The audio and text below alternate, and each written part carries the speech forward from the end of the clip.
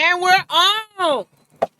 Welcome to Talk About It Thursday with me. Can I say it? You can say It's your girl. It's your girl, Lady D. Lady D. And Boy, Brother Jim. You know me. that's right, my podcast baby. Mm-hmm. Podcast baby. Girl, don't be touching me like that on camera. I'm okay. Okay. Wait till we get off the camera. All Thank y'all for joining us. We appreciate y'all being here as always on another Talk About It Thursday. Yes. I've been waiting on this one all month. The happiest hour. Yes. I have been waiting on this one since we finished the last episode. I know. I know. Yes. I've seen the excitement. Yes. Okay. Real shit. So, Talk about some real shit. hey. So today we're going to talk about relationships. So before we get into that, I do want to give a shout out to our host. Yes. We are here at the Puff Pass It CBD and More shop at 4130 and a half Cavalcade. See, I knew I was going to get it. You got it right. 4130 and a half Cavalcade. So if y'all are in need of any CBD products or any smoke shop type items, she has everything you're going to need. Everything. She also has a cigar bar here. So if you do want to, if you're a connoisseur of cigars, you can come over here, get your sticks and sit down and have a smoke on the outdoor patio, which is where we are right now. Right now on the patio. I'm trying to tell you, this is the spot, man. I came here first time here today, and I'm in love. Yeah. So this is the spot y'all want to come hang out. Yeah. Yeah, this is the spot for real, for real. And I got to thank my girl Tonya for letting us go live from here today. We recorded her episode for Taboo Tuesday. So if you did not watch Taboo Tuesday, you missed the live. Go back. You better go back and watch it. Go back and watch that one, please. And thank you. Thank you, for real. So, all right. Glad to be back with you again on the couch. On the couch, yes. One more again. One more again. I don't know. People want to shy away from this topic, and I don't understand why. Because it's uncomfortable. It's uncomfortable, but it needs to be talked about. Right, because to really talk about it, you got to be honest. For real. And that's the part. People ain't ready to unpack their stuff. Well, it's like the old saying goes, you point a finger at somebody, there's three more pointing right back at you. So 9 times out of 10, it's them 3 pointing back at you that you really having the hardest time dealing with. Yeah, for real. It's easy to look at other folks and point out their mistakes. Right. So can I just jump right in there? Leap, I just jump right in there with a question? Leap. So, since we're talking about intimate partner relationships, Lord. go on sip. Because I'm going to hit you with it. Come on. I'm going to hit you with it. So, in your last intimate relationship, what was your part? I was the one that messed it up. Ooh. Look at you owning that. I was the one that messed it up. She was a great lady, beautiful, smart, but I was in a place where I was not really. I shouldn't have been in a relationship, is what it was.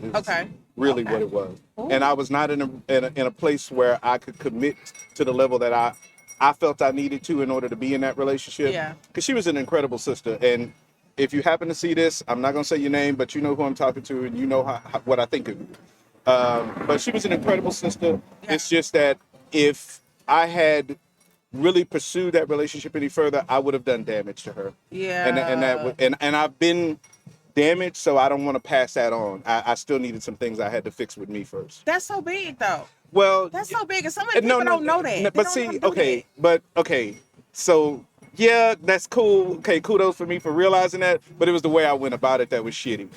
Well, I mean, but you owned it and you learned. So moving forward, I know not to do that again. Yeah. And that's the whole point of it, is that, we learn. Yeah.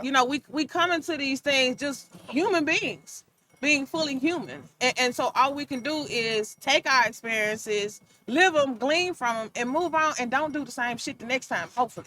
And hopefully, because, sometimes we have some residue. Sometimes we have what I call residue. Oh, okay. Yeah, okay. You got to revisit some shit sometime to make sure you're done with it. So, if I'm a point my fingers at me, I can say my last relationship, that's probably what it was. I think it was a test to see if I really was who I said I was. I think that's what it was. So I found myself Thanksgiving morning being grateful for that experience of being in that relationship. Okay. I do. Because it showed me, like, yeah, you are who you say you are. Right.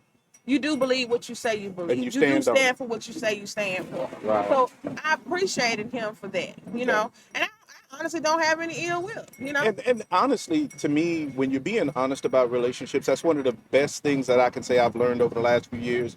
My divorce taught me that, and my last relationship taught me that. If I can walk away with a clear conscience, Yeah. if I can walk away with a clear conscience, then I'm winning. Yeah. Because that means I was as honest as I could be, I was as upfront as I could be, and I dealt with you on a level where I felt like there was no secrets or like nothing you had to feel like you needed to discover. Yeah. You know, you didn't need to check my phone, you didn't need to do all of that kind of stuff. Right. We may not have ended on the best of terms, and that not all relationships do. Right. But you can take that and you can still walk away and go, okay, if I run into you later on in life, we cool. Right. We cool. Yeah, it just didn't work. We weren't right for each other. Right. Now, the thing is, though, you being in that place doesn't mean the other person is going to be in that place. That's true. And so that's been my reality is like, you know, I'm always, you know, trying to take the healthy approach even when ending things. But then I had to realize, but you're not dealing with healthy people sometimes. That's true. And if you're not dealing with healthy people, your healthy response doesn't mean anything to them. Because you still going to get from them what you get from them. Where they are. Where they are. Yeah. And but you have to have done your work where you know that that's not a reflection on you. Right. And that's where I had to get. That was my test, I think, in this last situation, is I had to know if I was really who I was.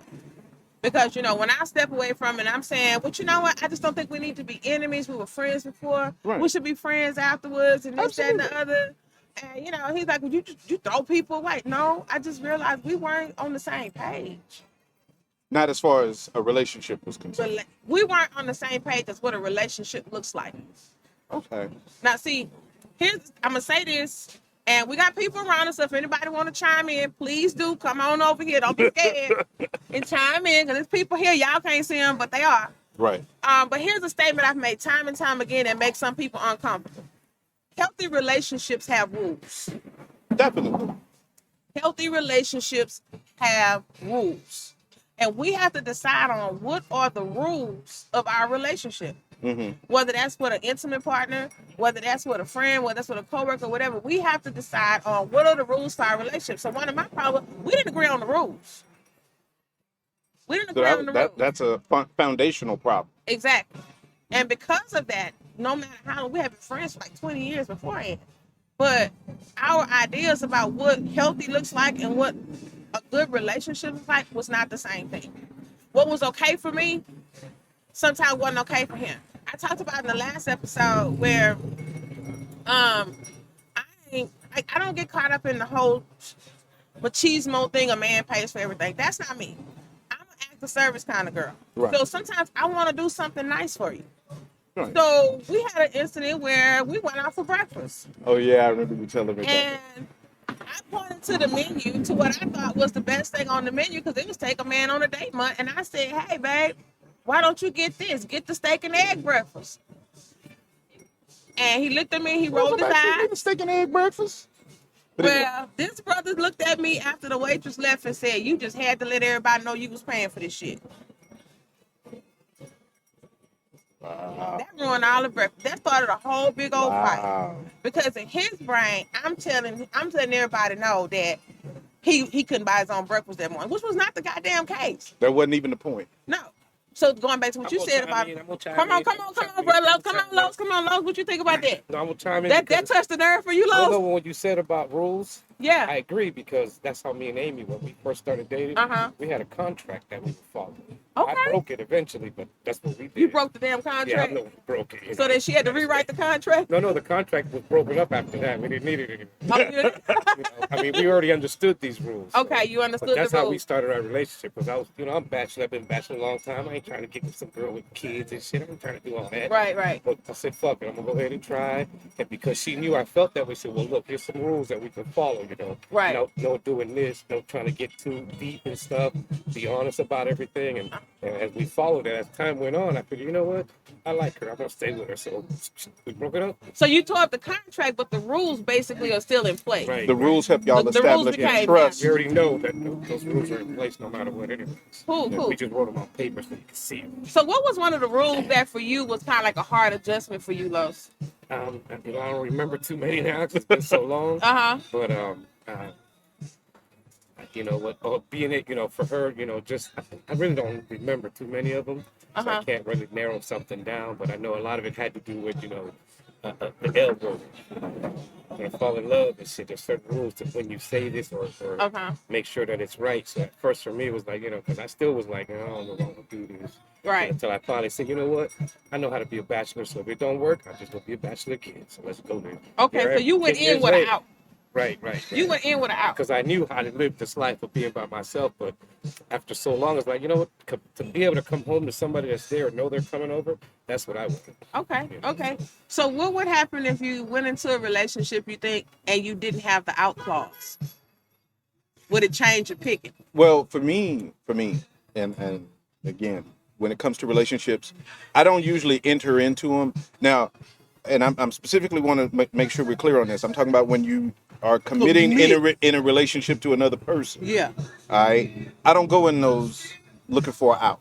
Okay. If I'm making that commitment, then I'm looking to try to stay long term. Right. You know, There's or always I an see out. that potential. Right. You know, for us. Right. So if that's the case, I'm not really looking for an exit hatch, but I like the idea of establishing the rules in the contract up front because that makes sure that everybody agrees on certain terms. Right. And as long as we're following the rules, then you can establish trust. Yeah. And then once you establish trust, you were like, you know what, man, this is a good woman. You know, I'm better with her than without her. And you decided to go forward from there. Yeah. You know. 10 years now. So is this your drink? I'm about to suck it down. Let me go back. How good it is. That's what Hello. Okay, you my own drink. Los, go get your he got to drink. go find his drink. He gotta go get his own drink. Okay. Cut his mic off. What? Cut his mic off. Okay. So one thing Lowe's talked about was he said something about, you know, that whole love word, that was uncomfortable for him. Yeah. You got to be careful with that. Yeah, why? Because that word, when you introduce that into a relationship, that brings certain connotations. It brings certain weight to the situation when you introduce that word. I mean, a lot of people do try to throw it around kind of frivolously, you know, but for, I guess, me being a little bit more old school, you know, that word to me, I'm not just finna throw that around. I'm not finna say that unless I mean it. Right. You know what I'm saying? Because I know what love is. I've raised 4 children. Right. You know, I know what love is. I was married for 14 years. Yeah. I'm not just finna throw that out there because the sex was real good. Right. I'm not finna just throw that out there because you're real fine and I'm trying to get to the sex. Right. I'm not finna do You that. never do that. That's young people shit. Young people do that. That's young people. Some old people still do that. They do. You know, I love to love you, baby. But that's they talking about the physical. So Right. So here's a thought. I want you to tell me what you think about this next thing I'm about to say. Go for it. What if I told you that real love is not a helpless emotion? I would agree with that. Yeah? Yeah, I would agree with that. Why do you agree with that? I even tell my children this, you know, when it comes to the subject of love is a choice. Yes. You choose to be in love with somebody, you just choose to do it over and over again. See, I ain't wasted 49 years. You know, I learned a few things. Yes. So that's what real love is. Real love is a conscious decision. yes. And I think if people really understood that and partnered that with that whole concept of the rules of the relationship, we would have more healthy relationships and we would have more healthy relationships. But the fact of the matter is, people get caught up in their emotions. See, Hollywood has convinced us that love is this uncontrollable, unpredictable. You can't help who you fall in love with. You can't help who you fall in love now. Oh, I just looked across the room and I saw you. And it called out to me and the music stopped playing. And right, you know, the world froze and everything was in slow motion. And the wind was blowing in your hair and stuff. Right. And your hair was blowing and my hair was blowing. It was connected. And our souls connected or something. Yeah. Yeah. All this bullshit. That bullshit. Right, but that's the There is Hollywood. something happening there though. Now that's energy. That is and that's an attraction for real. An attraction for sure. That ain't love. You know, that might I would use the term more infatuation at that point. Yeah. Because you don't even know the person. Right. You attracted to him physically and y'all vibed for 5 minutes. Now that shit is important though. It's important. True. It's important. True. That spark has got to be there in the beginning. Yeah. You know, people who try to say, "Oh, you don't judge by looks." Bullshit. Bullshit. That's the first thing gonna catch my attention. I see you across the room and you look like a mud duck. I'm not gonna be like, "Hey." Hey, I bet our personality keeps that up. Now, so you do have to be attracted to the person. Right, exactly. You do have to be attracted to the person, but that doesn't create sustainability in the relationship. That doesn't mean love. No, it does not. You use that as a way to get to know the person. You're Yeah. attracted to them physically, and then you find out if y'all are compatible emotionally. Right. And a lot of people also don't realize you have to actually be compatible. Yes. That whole thing about opposites attract, if y'all are too far apart, Yeah. it's not going to work. It's a disaster waiting to happen. It's a Yeah. disaster. So, can I tell you something? And don't judge me. Don't think I'm too shallow. Okay. Okay. So, as I said, my most recent relationship actually, and honestly, the final nail in the coffin just happened within the past month. The final nail in the coffin Okay. happened in the past month. But can I tell you why? Well, I realized that this person was a liability. For me, professionally, yeah, I know that's uncomfortable, right? okay. That's uncomfortable to hear that. But yeah. I'm curious to see For why you say me, the direction I was going in with my life, with my professional career as a social worker, as a person trying to move into a private practice, as a person who, doing these wellness workshops, as a person that's a member of this podcast, as a person who had things that I needed to do professionally and even some of my outside interests personally. For me, at this point in my life, I got to look at you for more than if you tall, if you fine, if you cute, if you got some money. Can I trust you to walk into the room with me? True. Very true. Can I trust you to walk into the room without me? Can you represent me well? Can you represent me when you in the room? Yeah. Do I have to validate you when you get there? Like, I don't have time. It's so bad. If you gotta like introduce your significant other, but then you have to now he's a little crazy. He a little crazy. He a little crazy. I gotta keep checking on you, and I'm at a professional event, Right. Or even a personal event. Like, you gotta be comfortable with this shit. Like, I call it kind of the Cat Williams philosophy. Okay, I gotta hear this. As Cat said, I can't esteem you. It's called self-esteem. It's called self-esteem because it's esteem of your motherfucking self. Yeah. I can't validate you. So you need to come to this shit knowing who you are and being comfortable with that, knowing who I am and being comfortable with that. So when we walk into the room, we walk in. Ain't nobody tiptoeing in. I dated a lady once that was a professional singer. Yeah. That's what she did. And she was rather well known around the city, different clubs and bars and things like that. And she said that one of the things that she had a problem with, because of her notoriety, she often got approached out in public. So if you going out at a restaurant or something like that, people would know her, people would recognize her. And very often, she said she would be on dates or have partners who would get uncomfortable in those situations.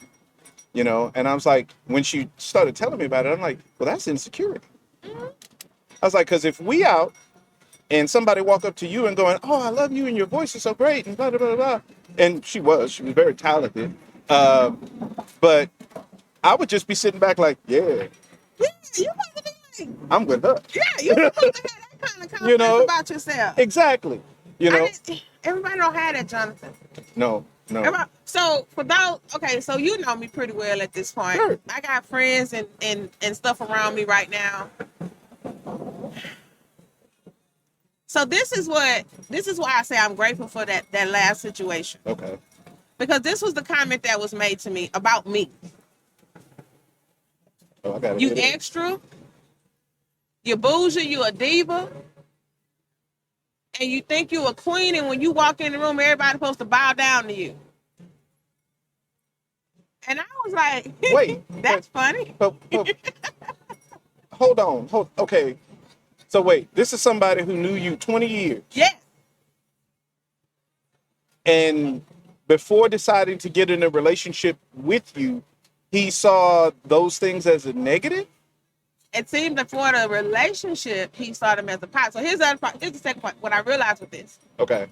Being friends with somebody and being comfortable with that and being in an intimate relationship with them is a total different dynamic. Mm-hmm. Yeah. And what you can do in admiring a person as your friend from afar, you might not be able to handle if you're not ready for it intimately. So this is what I've said recently. Okay. We hear this term a lot in our community about people want to be treated like a king or they want to be treated like a queen. Yeah. And we're going around saying, hey, king, hey, queen, all this shit kind of stuff, right?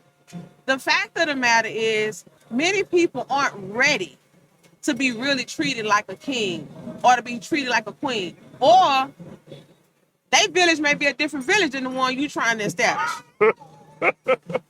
So yeah, for me, okay, as I stated this past week, saying you want to be treated like a king or a queen but having the mentality of a peasant is like walking into a 5-star steakhouse and ordering a cheeseburger. You could take your ass to McDonald's for that shit. So when I get told I'm extra, I had to sit with that and go, you're right. I'm a little bit more than average. And it's not my fault that you're so basic ass bitch. Right. Excuse me. No. It's not my fault that you use the basic. I ain't basic.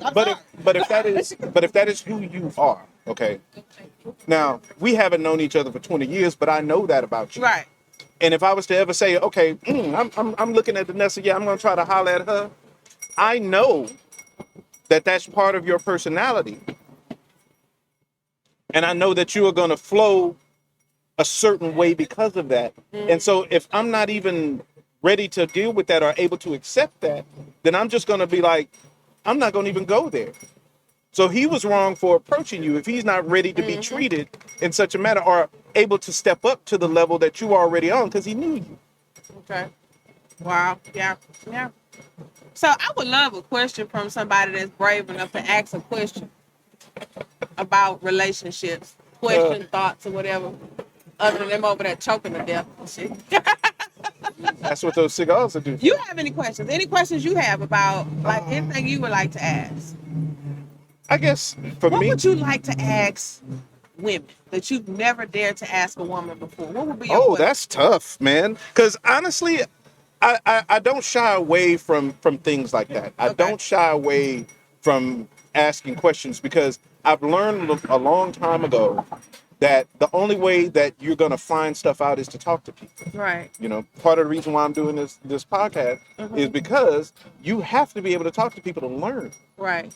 And if you can't learn, then you've wasted time. Mm-hmm. You know, all our interactions with other human beings is about learning. At least this is the way I look at it. Right. It's about learning. Yeah. And I learned from you. I learned from Ron. I learned from Los. I learned from all the people who's doing the show with us. Yeah. And in relationships, I'm going to ask the things. I'm going to be like, but wait, what I did, XYZ, may have been this, but why did you get so mad about it? Uh-huh. You know, your response was way above the level of what I did. Right.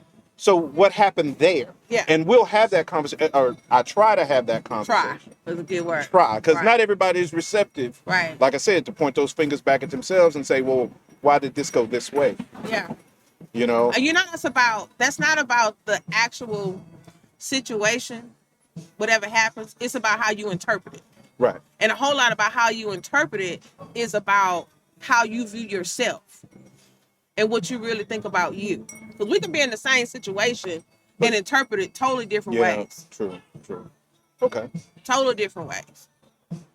You know? So, here's a question I have for you, since you're the only man that's willing to step up to the plate over here. All right. Los came on. He did. Other than Los came on. He represented. He represented. Ron over there with his head like this here, like, please don't call on me. Good. No. Okay, here's my question now. What is it that you really wish women understood about being a black man? I'm gonna say that, being a black man specifically, because I think we trying to figure this shit out. We don't get it. Like, y'all confuse us. Well, okay. That's a big one. I'm serious. Like, But okay, I'll say this. A lot of us are figuring this shit out. okay. I'm not saying this to be an excuse, mind you. I'm not saying this to be an excuse. I'm just really trying to get to maybe explain. Okay. So most of my generation, and I'm 49 years old, born in 1974, so that gives you some context as to where I'm coming from. Mm-hmm. But most of my generation, I won't even say most, but a good chunk of my generation, we grew up in homes where either there was no father present or very little, a piece of a father might have been present. Right. So, one, we don't really understand manhood, and some of us are still trying to figure that out. Right. Another thing is we've seen very few healthy relationships as an example. So we're still trying to figure that out. Okay. Then you throw in societal, economic, and all these other pressures. We're trying to understand our role in the way the world is changing. Yeah. And so for a lot of us, when it comes to relationships, it's almost like we speak in different languages. Yeah. You know? Yeah. We've been told that a man is supposed to be a certain thing or have certain expectations for so much of our lives, and now those expectations are changing somewhat. Right. The days of the warrior is kind of going by the wayside, where we need more men of peace, because we've been doing war for a few generations now, and it ain't gotten us too much further, but a lot of jail time and a lot of stuff like that. Maybe they fighting the wrong way. That's another conversation. Okay. That ain't even what this show is about. Okay. Okay. But I totally agree with you on that one. But that's another conversation. Okay. But we're trying to figure out this different pathway and this different approach to relationship. And women have different expectations of men now than what, say, maybe they did 30, 40 years ago. But that's the mentality we were brought up with. Those were the people that raised us that had that older school mentality. Yeah. So it's difficult for us. Not that saying that there's not men out there who are willing to do the work, who are willing to put in the effort and willing to examine themselves. I talk to more and more brothers who seem to be open and on that pathway. Yeah. But it's difficult for us. You know, and on top of that, I'll say this. We've also been taught to suppress emotion. Yes. That is one of our biggest handicaps right now, in my opinion, is that we don't deal with emotion well because we haven't been taught how to deal with emotions. Right. And because of that, a lot of us, when it comes to maintaining relationships, are a little bit handicapped. Yeah. Yeah. And you know what, to be fair, because I have used my own personal relationship previous relationship as an example, that was a big part of the problem. Okay. Is that this person had been conditioned, honestly, because they were military veterans. So between that, being from a certain environment, hood, I guess you could say, there was so many social factors involved that showing real emotion intimately was taboo. Yeah. They could not do it. And so what does the person do? They revert back to what's safe for them. A lot of times when you start dealing with emotions and men, the easiest thing to do is turn whatever you're feeling into anger. Exactly. That's how y'all get. Y'all get anger. You either happy or you pissed off. That's it. That's it. You don't get sad. That's all y'all got. You happy or you mad? Which one? Pick one. That's it. You don't get to be sad. You don't get to be disappointed. Because anything else, and you sorry. What you moping for? Man up, nigga. You know. Yeah, exactly. Yeah. Deal with it. Suck it up. Suck it up. Suck it up. Suck it up. So you spend your whole life like this. And everybody wondering why you walking around like this here. Well, shit, you can't breathe. You can't breathe. Put your whole damn life. I can't breathe. I can't breathe. Okay, Tiffany. Yeah. Okay, breathe. Then you got somebody like Tiffany, that you're gonna breathe, and all of a sudden your chest is explode, right? You know, and you know, honestly, I will say from a Black woman side too. Okay. We have across the past few years been given this label as the angry Black woman. Oh Lord. Like everything we do, you know, we speak up. It's because we're angry. You know, Black women don't want a strong man. We too busy being alpha females and this that, and other. And, So it's such a lie. Yeah. It's such I'm so a lie. tired of that narrative. I can say for me, as a woman who considers myself a strong Black woman, I can't do what no weak dude. Right. I But you, can't do what but do you I do with shouldn't. that? But you shouldn't have to. I should not have to. The reality of it is, a strong woman needs an even stronger man. Right. To be quite honest. So to say that we don't want a strong man, it's a lie. Yes, you do. Many of us are tired. We're tired of being strong. I want to walk in the room and be freely and ladylike, and I don't want to have to make the decisions. I don't want to have to something. I don't want to have to do. You do it. Shit, take the lead. But we've been put in positions for so long where we've had to. Right. To the point now it's almost become second nature that, yeah, we are the decision makers. Yeah, we are taking the lead. But it has never been because it wasn't out of disrespect. It was out of necessity. Right. And honestly, many times that's how the family ran, because the man had so much going on with trying to provide that, quite honestly, she had to make the decision because that's how she kept the family going. And honestly, traditionally speaking, especially when you're talking about black relationships, if you think about it, traditionally speaking, y'all were stable. Yeah. We might get taken out at any time. Yeah. We could be accused of whistling at a white woman and be killed. We could be, Right. In the wrong part of town after sundown and be, drugged into the woods somewhere. Whereas y'all would still be there, able to take care of the family, even on the plantation days. Yeah. We get sold off. We might get killed. We might do this. But very often, y'all were the ones who were there, so y'all became the root and the base Right. of our family. And that's not a bad thing. It's not a bad thing. And going back to the rules, if we're operating as a team, then it doesn't take anything away from you. If I have to take the lead on a certain thing, it doesn't take the anything off of me if you have to take the lead on this, because we're working as a team. We're going in the same damn direction. And that's the key word, team. Team. That is the key word. Yeah. It's not a win or lose situation unless you're winning together. Right. Unless you're talking about winning or losing together, unless that's the way you're thinking. If you're thinking, oh, I'm gonna win, I'm gonna get over on her, or I'm gonna get over on him, you already lost. And if you're not winning together, you're already losing. Mm. You're already losing. Exactly. What's the point? What's the point? That's what I think. That's what I would have to say. You get no argument out of me. Yeah. I had another thought. It just left me. That's okay. It just left me. What else you want to know? What question would you like to ask women? What would you like to know? What do y'all want? What do we want? What do y'all want? See, that's where you make the mistake at. Right there. Okay. Because you think all of us want the same damn thing. No. I do not make that mistake. I know y'all want different things, but it's so hard figuring it out. Ask. I've tried. And sometimes y'all don't know. Ask. What does she want? I can tell you at this point in life, I am 54 years old. You know what I want? I want stable income in my household. Okay. I won't have to worry about no bills. That's what I at this point in life, truthfully, what I really want is not stable income. I want you to be able to cover the necessities and let me establish the bounty in life for us. Okay. Let me do that part. Okay. I want healthy. I need you to take care of yourself so I can take care of myself. All right? Okay. I want good sex. Then you said Every damn day. Every damn day. You damn right. Like coffee. Okay. Like, Rick, give it to me.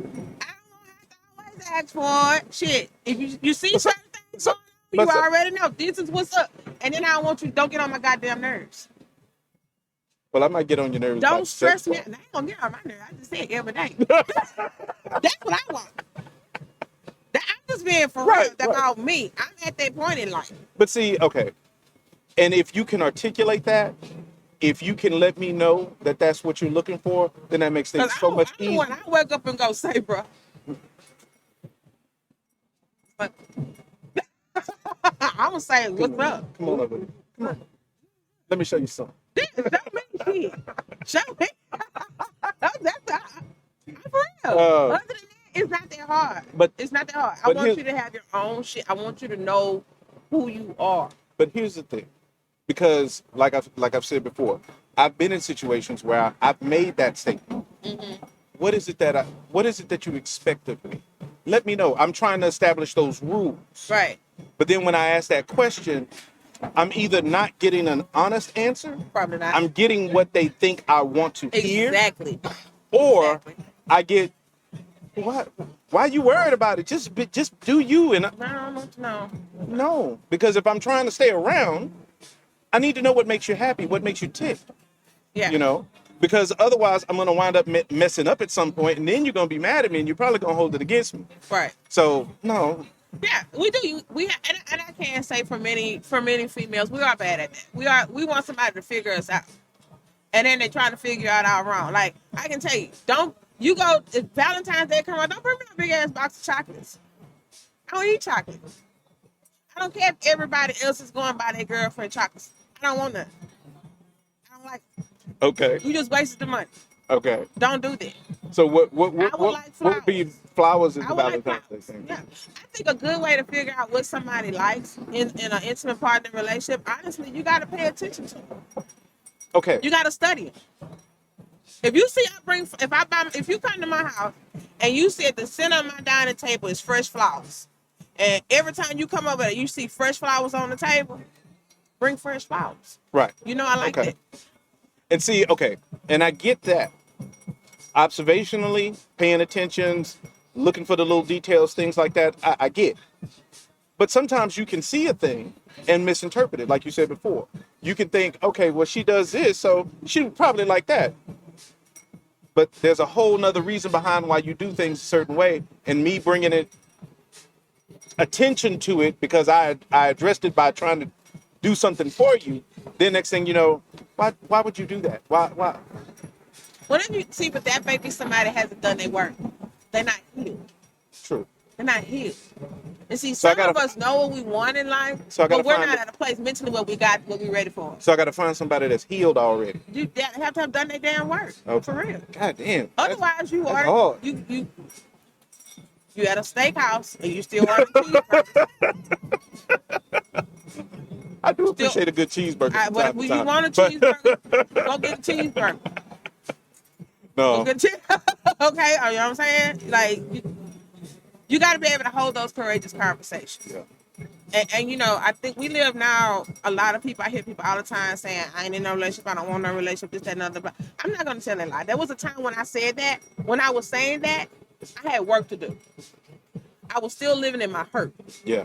And so my hurt was saying, what was really being said and saying, I don't never want to be in a relationship was saying, I don't want to be hurt no more. True. Okay. That's what was really being said. But see, once you do your work and you heal you work on you, and you really know who you are, then when what presents itself that could be hurtful to you shows up, you can say, nah, bro, or nah, sis, I'm not doing this. Okay. Because I know who I am and I've done my healing work now. So, like, if I go back to it, you know, and I'm not trying to ride that issue, but that was a perfect example of me. When the person, it used to be when somebody told me, oh, you think you this or you think you that, or they brought up my education or something like that, I would try to cower down. I would like try to play small because I didn't want them to feel bad, or I was, you know, trying to be accepted, or this, that. I would try to do that. I want to make you feel better.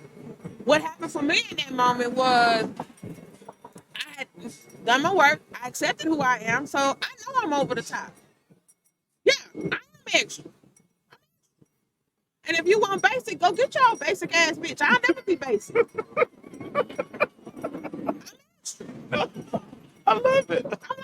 I love it. I love it. Extra. Did you not see I just did 2 damn photo shoots? Yeah. You're bougie. Yeah. I understand it. I mean, yeah. I'm not gonna apologize for that. You should.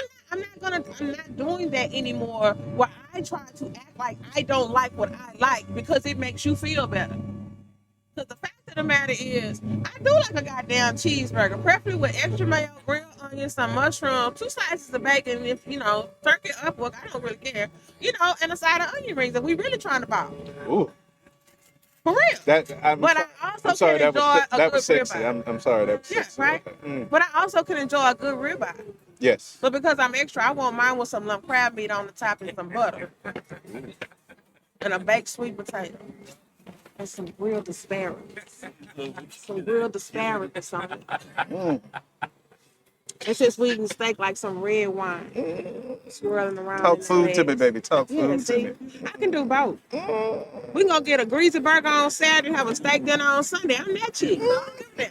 Call me boo. Call me boo. Lord Jesus, Mary, Casey and JoJo. Yeah, shit. I'm a diva. Yes, I am. I'm divine Love in it. victory always. Always. Everything I do, I'm a win. And all of it. Right. Because I do it at a high standard.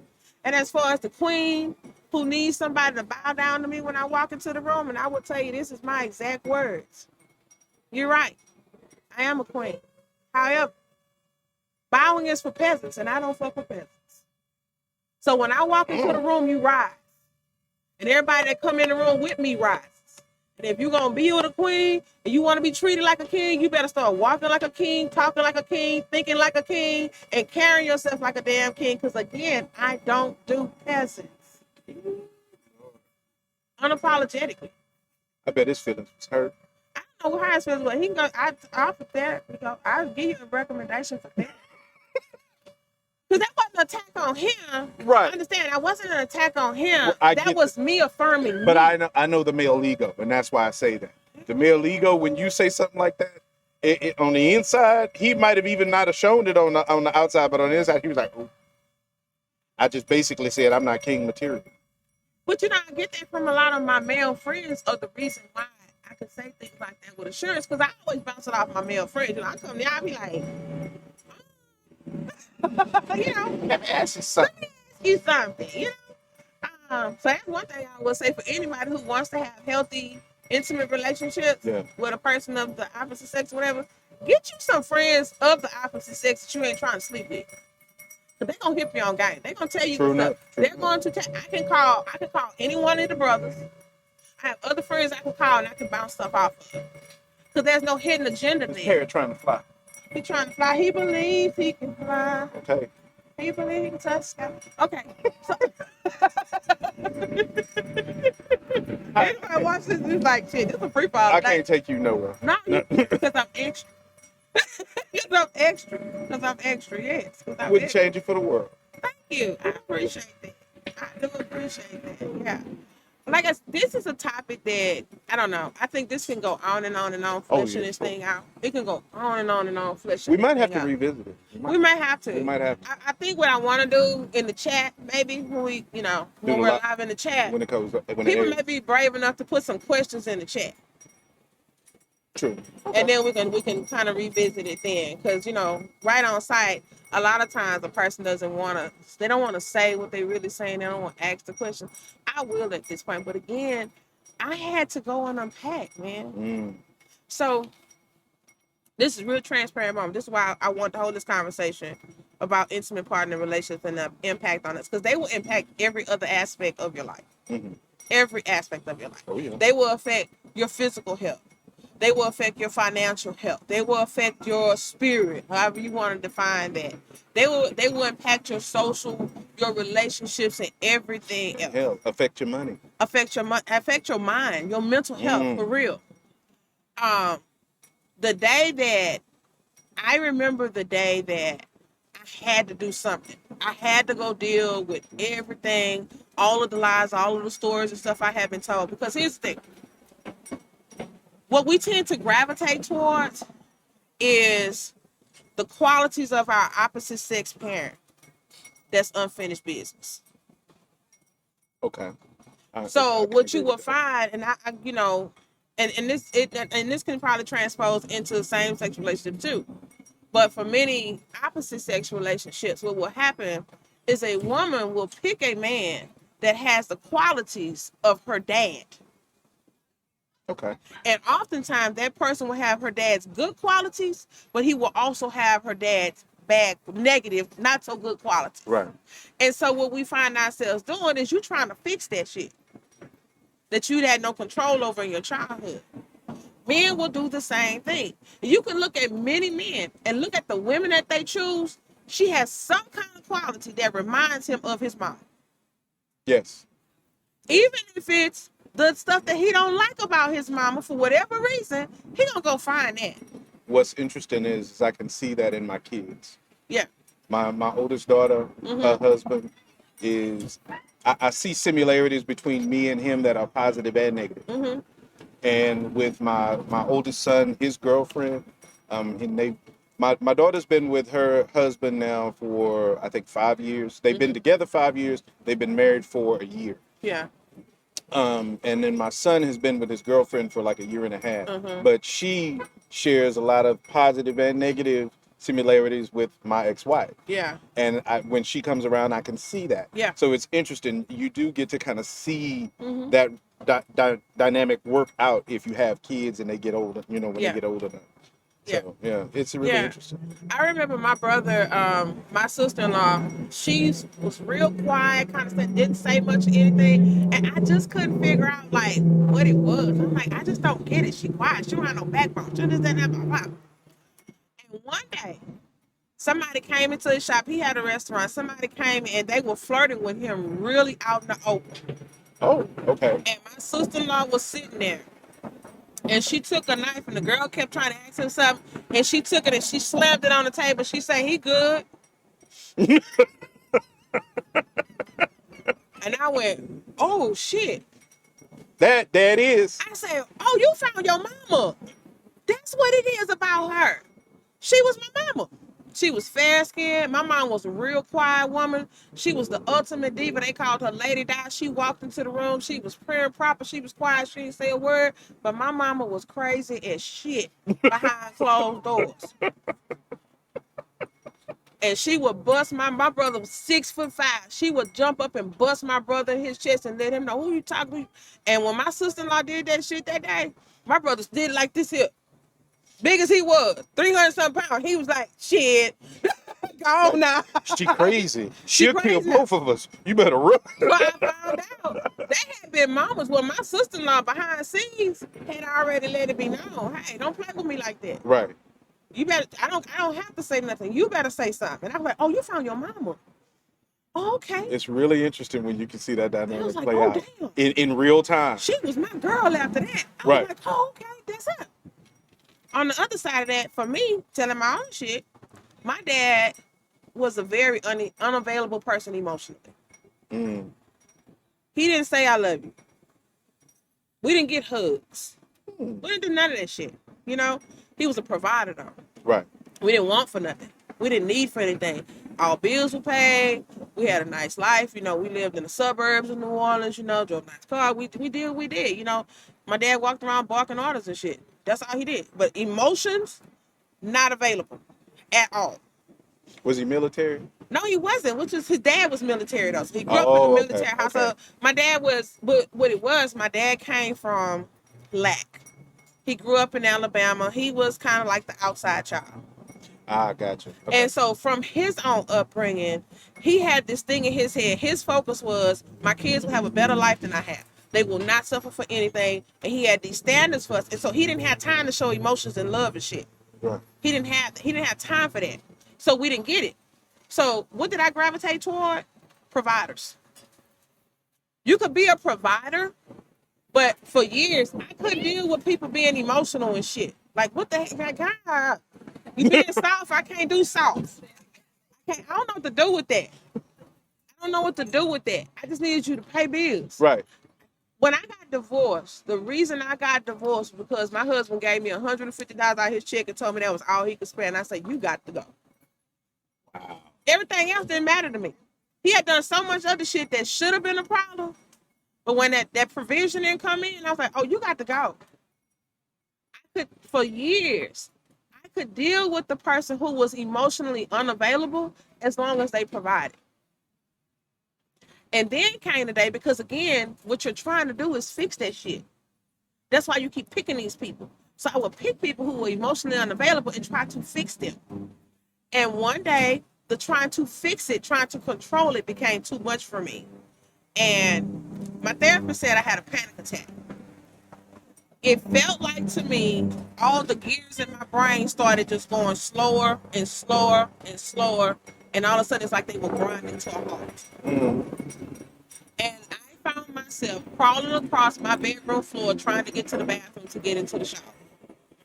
I felt like I was having a nervous breakdown. And what I was told was, it was a panic attack. It was an anxiety attack. And that's what sent me into therapy. And I remember saying, I'm not okay. I need to talk to somebody. I'm not okay. Like I was like the therapist needs a therapist. And see, For real. for me, it was I had the mom who was the struggle. Yeah. You know, she took care of 4 kids by herself. My dad wasn't. He was in the wind. Yeah. And so for me, for very long, I picked broken women because I would try to fix them. Yeah. Because I saw my mama struggle and I didn't want them to have to struggle. Right. I wanted to try and do for you. Yeah. I want to take care of you, girl. Yeah. I want to make your life better. Yeah. And, you know, and they would be like, okay, well, I'm going to take advantage and I'm going to take advantage and I'm going to Right. take advantage. Right. And you trying to fix it though. Right. You trying I'm to trying take to- advantage of it, but you also don't want them to be this way for to take advantage of you and things like that. But that's that little boy who saw a need that he had no control over as a kid, and he was trying to fix it. Yeah. And that's what we do. And so until we heal ourselves, we're gonna keep on doing that. When you heal yourself, when you work on you, your relationship, you pick totally different relationships. And if you pick broken, you recognize broken, and you're like, oh, I'm gonna need you to go fix that. We need to do something with that. I charge $6,000 for it. For real. I fix it, I'm going to charge. I'm gonna charge you for it, and that's a conflict of interest if I gotta fix it. You know, for real. Oh, man. But you gotta do your work. Right. You gotta work on you, and that takes unpacking your stuff, being honest. It was a lot for me to own up to the fact that I picked emotionally unavailable people. And where did that come from? And you get to tracking that stuff back, and it's messaging that you've heard as a child. So you may have heard something about, your mom may have said to you in an effort to try to make the situation feel better, oh, Jonathan, you're my big man now. Mm-hmm. Yeah. Yeah. Yeah. Yeah. Yeah. And I was a kid who would come home from school and cook dinner so mama wouldn't have to. Yeah, because you're a big man Oh, now. clean up the house Yeah. so mama wouldn't have to when she Yeah. came home from work because she was tired. Yeah. You know, but you and then you grow up and you translate that into the same relation, and you're looking for that approval, that pat on the back to say you did a good job. Yeah, you fixed it. You made it better. You fixed it, but you'll never fix it. But it never gets fixed. You'll never fix it because it wasn't your job to fix it. Because I can't fix other people. Nope. And it's not your job to. So you gotta go work on you. Maybe That was my thing. Maybe I should have been a therapist. Our podcast host. I does what I can. I'm petty. See, now here you go. I'm petty. Yeah. Here you go. I'm petty. Bye. How much time we got left? Bye. Every night you gotta holler at Bobby like Whitney Houston. Bye. Come on, Whitney. Whitney. How much time I got left, Bobby? Give me 4 minutes, Bobby.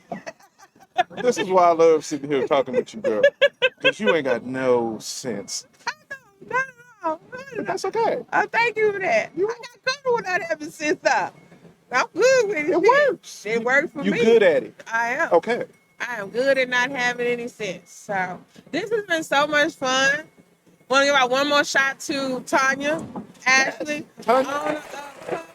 on DVD and more. This venue was so awesome. If y'all are looking to have a party, if y'all are looking to just come hang out, I'm telling you, this is the place. Yeah, I think we gotta do this again. Yes, for real. We're gonna do this again. People, don't be scary. Don't be scared. Come on. Sit on the couch. Have a conversation with us. Questions. It's all right. It's We gonna don't be bite. all right. I might. But, that depends on how fine you are. Right. Okay. He a thigh man. He a thigh man. I got strong Okay, teeth. we good. All right. All right. Thank you so much for tuning in. This is the Daily Smoke.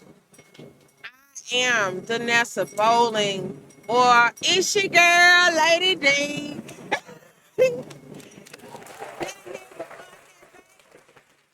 Boy, Brother Jam.